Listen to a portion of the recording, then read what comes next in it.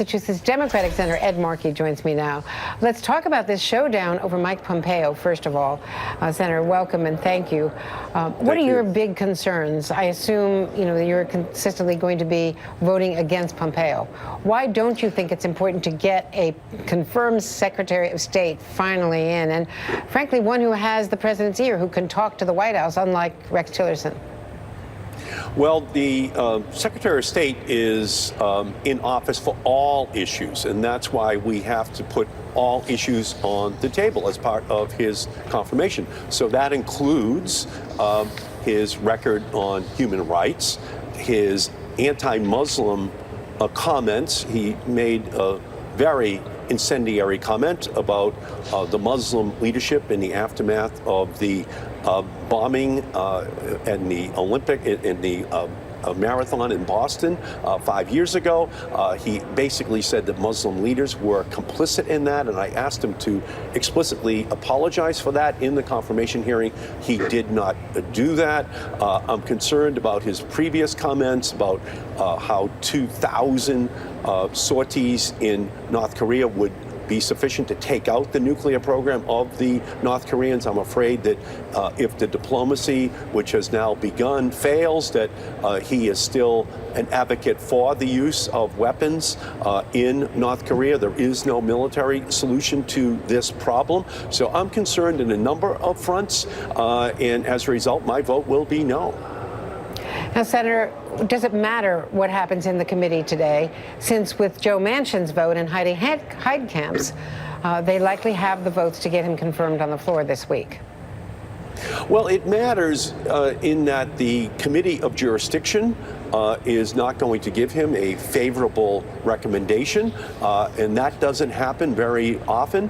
And then it will go out to the Senate floor, and each member, Democrat and Republican, will be able to vote upon it, but with that negative recommendation. So I think it's something that is a cautionary flag that will go up about his qualifications, and the fact that Senator Paul, a Republican, in fact has reservations about his nomination is something that I think will be a real factor going forward in terms of how the American public views him, and perhaps serve as a check upon the impulses which he and John Bolton have had in the past to first resort to a military rather than a diplomatic approach to the resolving of issues around the planet. And what do you want to see him do? Let's assume he gets confirmed. What would you like him to see him do to counteract some of the things that Rex Tillerson did? What's your top priority? Well, my goal would be that Mr. Pompeo himself ensure that whatever happens in the discussions with the North Koreans, if it is a failure in the short run, is not, in fact, an excuse to use a military incursion into that country. This is something that experts are now saying could result almost immediately in a 30,000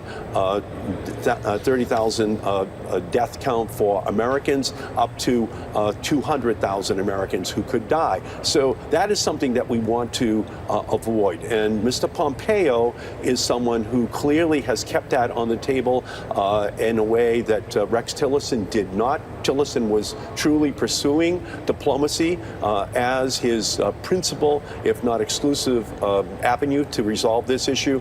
My goal is to make sure that I keep the pressure on Pompeo, on President Trump, to use all diplomatic and economic means possible in order to get a peaceful resolution of this problem. How worried are you about the Iran deal? May 12th is the deadline. President Macron is arriving today, and unless he can persuade the president, it's really a long shot to even have them stay in the deal. Well, I think obviously the role that Macron, the role that Merkel are going to play is one of saying to the president that you cannot go alone here. You cannot do this unilaterally. You cannot leave the European community behind, which were your allies in the construction of this deal, that if you want to work together to put additional sanctions on Iran that deal with their adventurism in the Middle East, their human rights abuses, their ballistic missile violations, that they are willing to work with the president, but to just end the Iran deal would be something that would send the wrong signal to Kim in North Korea.